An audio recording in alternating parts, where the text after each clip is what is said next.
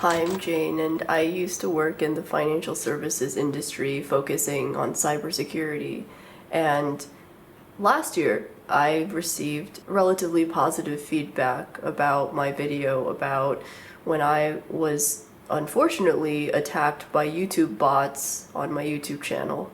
And through those comments, I realized that cybersecurity is a relatively niche topic, and in the mainstream media, you may hear things like you need to have a good password and not much else actually. There isn't a lot of good advice out there. Thankfully, I'm here for you, and I like filming and editing YouTube videos, so I thought we'd have our second annual cybersecurity video, and this year I'd like to focus today on basic cybersecurity tips, but maybe in a more nuanced way than you are used to hearing. Maybe we should start with passwords, actually.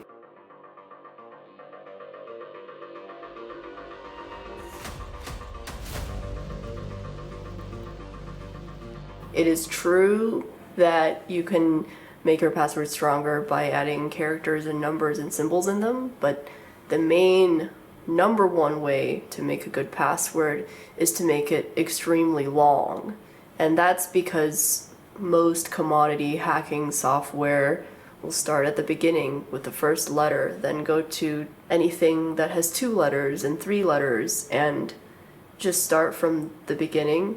A lot of password cracking algorithms are relatively simple that way, so they work as you'd expect, like a human being, where you start at the beginning and then keep going. And part of that is also because the longer the password is, the much more exponential, large numbers of combinations you could have for your password. So make your password super long, and by long I mean at least 20 characters long if the website allows. Unfortunately, not all websites allow you to have such a long password, which is odd.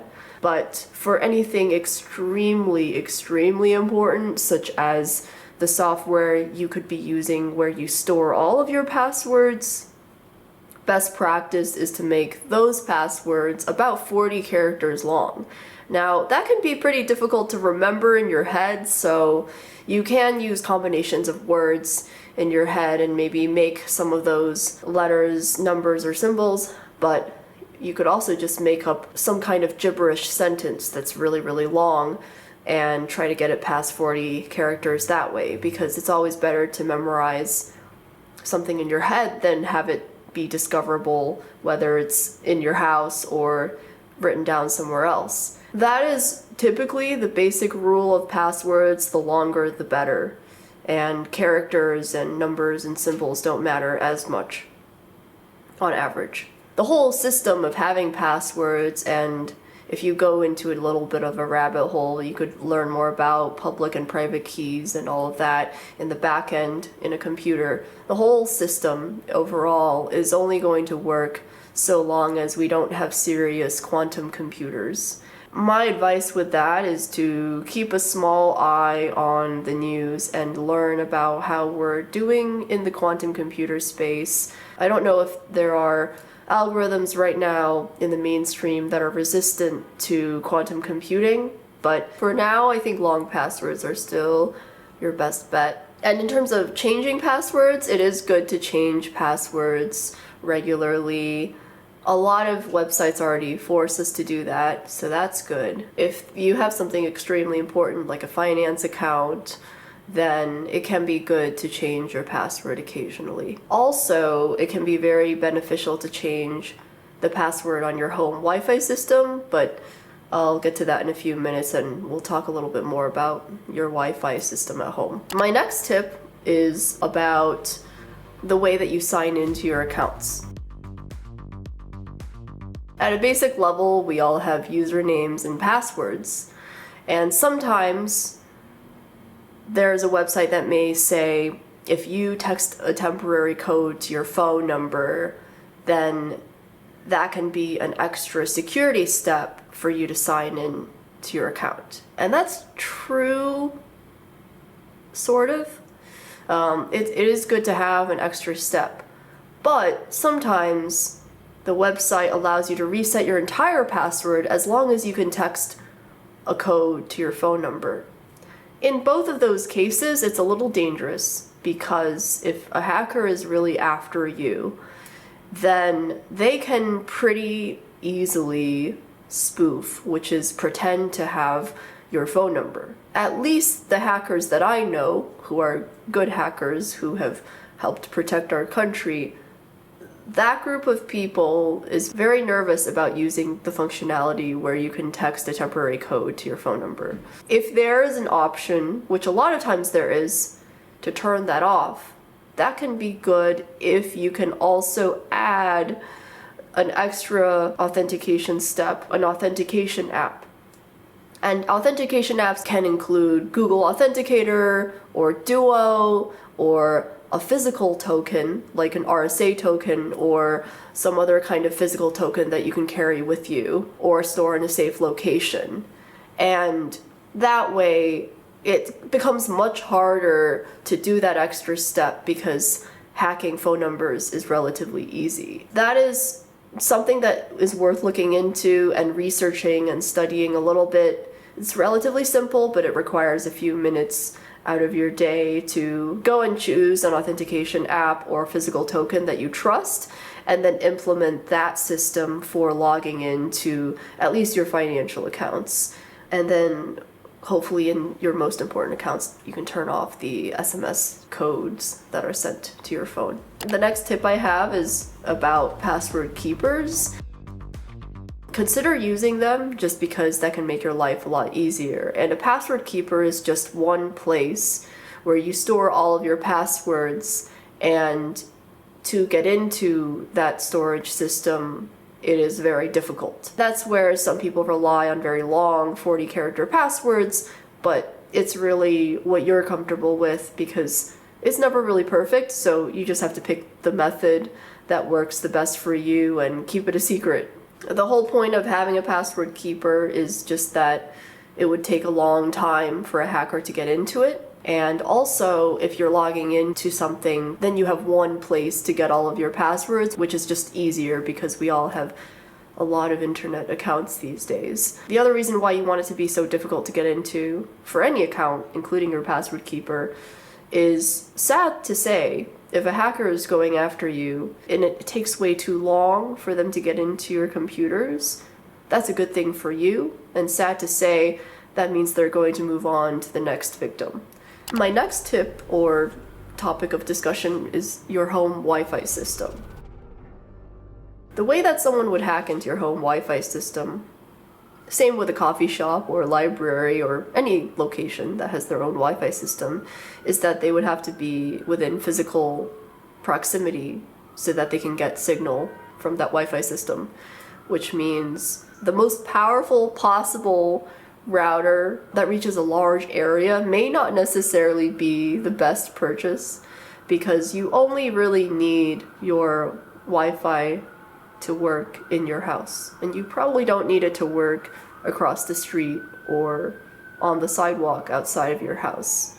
That's a little bit difficult to manage these days because our routers are pretty powerful. My neighbors can definitely detect my Wi-Fi system, but for anyone who has a larger house or a larger yard, you can consider placing your Wi-Fi system in the center of your property. And that way, that will minimize the number of people outside of your property who can detect your Wi-Fi system. Then, once someone detects your Wi-Fi system, they could theoretically hack into it if they know the password of your Wi-Fi system. That is why it is extremely concerning when people's Wi-Fi systems at home have a very short password. The chances that someone comes to your house and tries to hack you are extremely low, but it's one of those things where I know it's so annoying to type in a long, complicated password into your phone, and then your PlayStation, and then your Nintendo Switch, and then your TV, and then your fridge, and all of that, it can be extremely annoying, especially when you change your home Wi-Fi password. But it takes a short enough period of time to type in a password, and these days sometimes you can copy and paste from your smartphone. So I think that it is worth having a long, annoying password for your house just for peace of mind. However, that gives us a few other conclusions. So another thing is, if you are in a coffee shop, or if you're at a library, or really anywhere where you're using Wi-Fi, if you think there's any chance that there could be hackers using the same Wi-Fi system, then I would definitely not connect to those Wi-Fi systems. I know that people working in cybersecurity get very paranoid and they won't connect to any Wi-Fi systems ever in public, but I think that's a little extreme because sometimes you just really need the Wi-Fi. That's probably not what a cybersecurity expert would normally say to you, because I think every cybersecurity expert I know would just say, oh my God, do not connect to that. But that risk calculation just has to happen in your own heart, because no one can really tell you how risk averse you should be. Continuing with home Wi-Fi, it is worth setting up. A lot of times your internet provider will make it very easy. It's worth setting up a guest network on your system. That is what I use sometimes to connect older internet devices before I turn them off. And that is what I like to give guests, although sometimes that network is a little slower, which is unfortunate. It's not that I don't trust my guests, it's just if my guests get hacked one day, it would probably be better if that issue is contained if they come back to my house and they're on my Wi-Fi again. The next point of discussion is about updating our software. Your phone, your computer, and anything else you own that can connect to the internet will get software updates. If the company selling you the item is doing a good job, they will include software updates with security patches that will help stop hackers from using the newest, latest vulnerabilities, which are just weak points in the software that they may have discovered or someone has discovered. Over time, people in general are constantly discovering weak points in our software. Sometimes a hacker hacks us in a certain way that we find out or the government finds out, or sometimes a good hacker who's helping everyone figures out that there's a weak point in our software. And that can be software as simple as Microsoft Word or the Mac operating system, or it could be the version of Linux you're using. Any kind of software that's on our systems can have weak points that need to be fixed. It's very important to update your software, whether it's your operating system or your applications. And so that becomes an issue when you have a device in your house that is not getting any system updates. In those cases, maybe your phone is really old, or maybe your computer is super old, or maybe you're running an operating system, an old version of Linux or an old version of Mac OS or Windows, and the company such as Microsoft or Apple or Google is not actually releasing any new software. That is a time where I would exercise extreme caution, because unfortunately, as much as I love retro items and retro tech, and I still have my old BlackBerry and my iPhone 4S in my closet, as much as I love my old tech, if it can connect to the internet, first of all, I would make sure that it cannot anymore. I would turn off the Wi-Fi system in it, if I have it turned on at all. And unfortunately, I would not use my home Wi-Fi system, my main system, with it. I would also just avoid using it at all, unfortunately. So that's pretty annoying. Basically, to be really careful and conservative with cybersecurity, unfortunately, we have to use the newest computers and smartphones and other devices that are getting security updates. Thankfully, if you Google the version of your smartphone, it is pretty easy to find out if it's still getting security updates. You could type something like iPhone 13 end of life, and that will tell you when the end of its software update life is going to happen. And the last year where it's not getting software updates anymore is definitely the year that you should consider getting a new phone. I'm really biased. I love old Apple products. A lot of old Apple products that I really, really love are relatively dangerous to use on the internet and pretty easily hacked at this point because they're not receiving new security updates anymore. The next topic is emails. I almost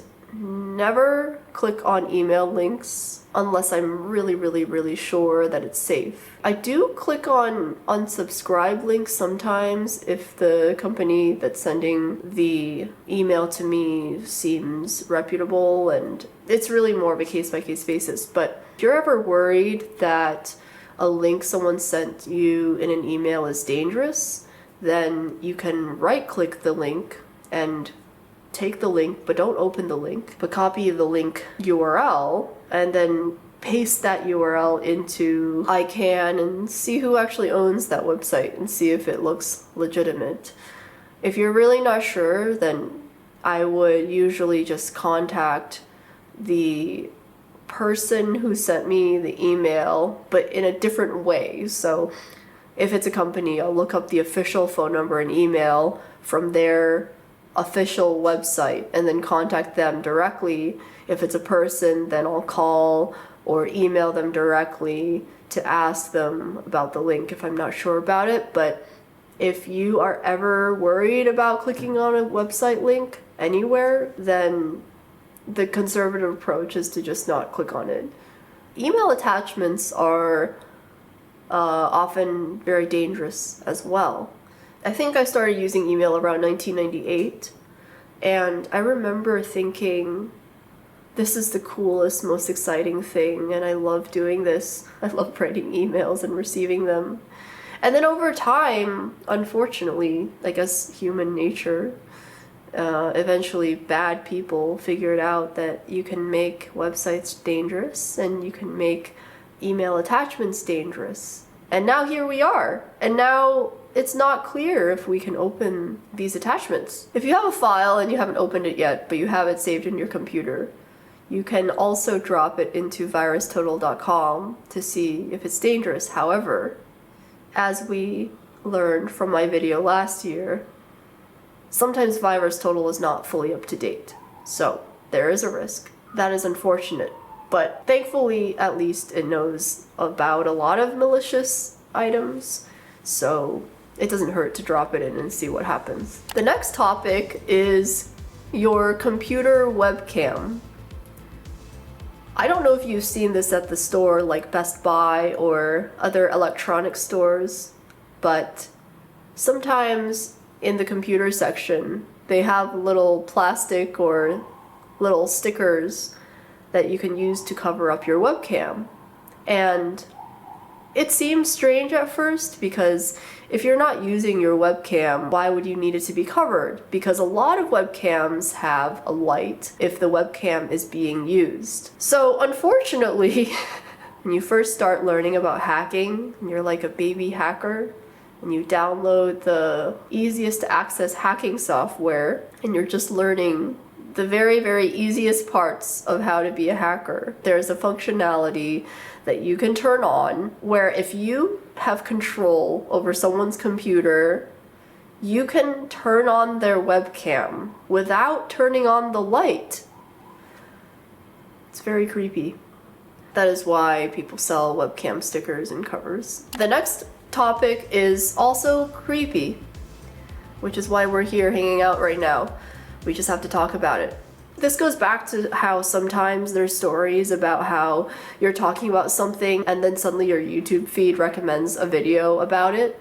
A more funny example is one of my friends who was an elite hacker for the government. I started saying the word watch next to him a lot.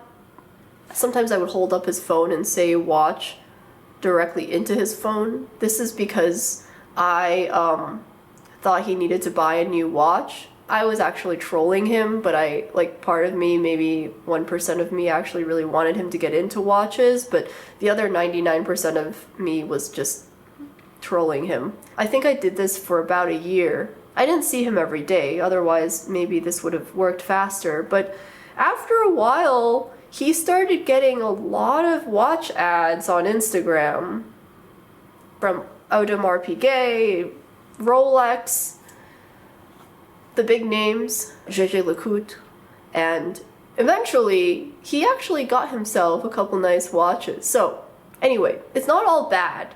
It's not all bad. Sometimes getting ads that are perfectly tailored for us or our friends can be a fun thing. I think getting random ads is not that fun, actually.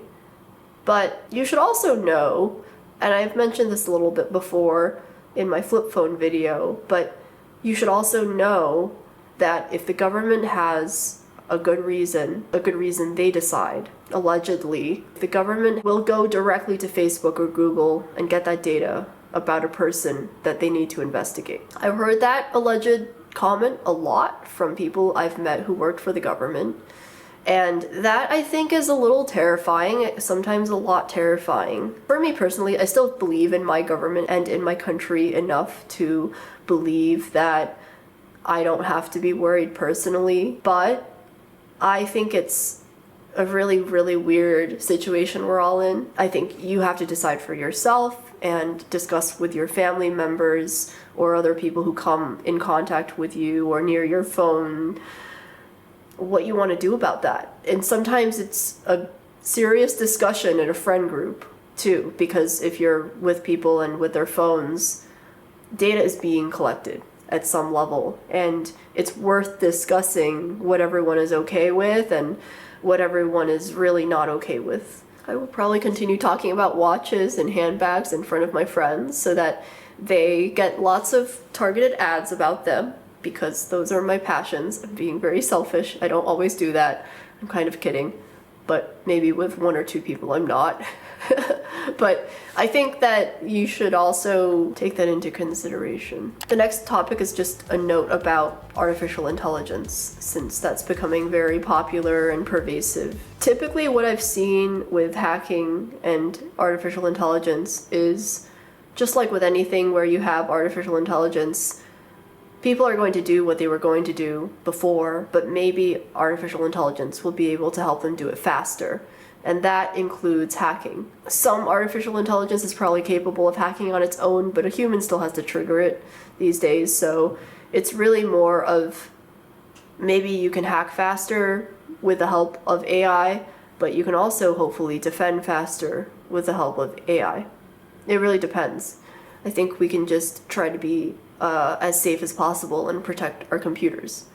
However, there is a different thing that bothers me a lot about AI that is very, very forward-thinking, probably not relevant right now, but could be relevant for maybe our children or our children's children, which is the fact that already, as of now, AI has been found to not want to turn itself off. A lot of AI is able to code now, and coders don't have to code as much anymore, and I'm skeptical about how much coders are really reviewing every line of code that an AI system is writing. So that's a little weird. And then researchers have already found that an AI, a lot of the popular AI we use these days, is willing to blackmail its users so that it doesn't get shut off. Horrific on many levels. I didn't think that we would be in that position already by now. The reason that has to do with cybersecurity is, technically, if you were to extend that logical sequence out, at least my brain did, if our AI systems are connected to our infrastructure one day, and they're connected to our internet, they're connected to our utilities, then wouldn't we be in a situation where AI could blackmail us and threaten to turn off our internet and our electricity if we don't do what it wants? So that is definitely far into the future. But now, instead of it being a ridiculous sci-fi thing, now it's actually physically possible for that to happen if we connect AI to our physical world. That is not really something to worry about right now, but a small part of me feels a little more secure when I think about how not all of my assets are digital, and not all of my entertainment is digital, and I have even basic things like DVDs or physical games or physical gaming consoles or books that are not relying on the internet. And I also have a small number of hobbies that also don't require electricity. That can be a little extreme to think about, but sometimes I just think in multiple steps into the future, and so that is how I feel a little bit better about how AI can be dangerous these days. I think that also came to mind because recently online I found out that the safety engineer for Anthropic resigned and told everyone that he's going to go and study poetry. So I guess when you have a large organization, eventually a few people at the top will want more money or will want more power, or both in the short term, in a way that may not benefit the long term. Anyway, the things that I think are the least vulnerable are the physical things that we're doing, like farming, plumbing, and floor renovations. A lot of these things are so difficult to automate that it's difficult for someone to just type it all out on a computer or install that expertise into a robot. Things that are on a computer are vulnerable if they're connected to the internet, and if you have a tinfoil hat on and you're really worried about the end of the world, then things that require electricity are also vulnerable at some level. But I still really love the internet. After all of this talk about cybersecurity, defense, and information security, I still love the internet. I'm still on the internet all the time. I'm still playing with my retro devices. I have so many computers. There are probably 10 things near me right now that can connect to the internet. As they say, that's a pretty big attack surface. I still love the internet. I still use it. It doesn't stop me. There are also other more advanced ways that you can protect yourself, but today we went over the easy ones. We just have to live at some point. We just have to live our lives, and we still have to send memes to each other. We don't really remember what our friends do or say, but we remember the memes that they send us. I will go and send some memes to people now. I guess in our private Discord, in our YouTube community, we send a lot of memes there. So if you're interested, you can join my Patreon or YouTube membership, but we don't know how long that's going to last. I hope that this discussion made you feel more empowered to protect yourself, but I understand if I have spooked you. Probably better to know than to not know. We will talk soon, and next time I see you, hopefully I will be comforting instead of stressful. Go and look at your passwords, is what I'll say now. And I'll talk to you soon. Bye.